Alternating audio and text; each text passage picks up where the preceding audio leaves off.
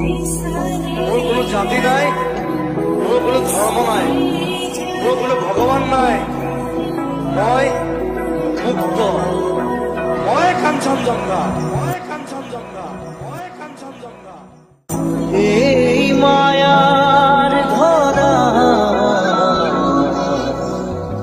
দুদিন মাত্র থাকিবা তুমি, জীবন গড়ে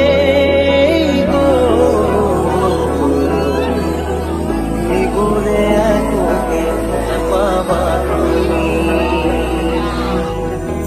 দূর দূরণিত থাকিলেও তুমি পৃথক নকৰিবা জীৱনৰ পৰা।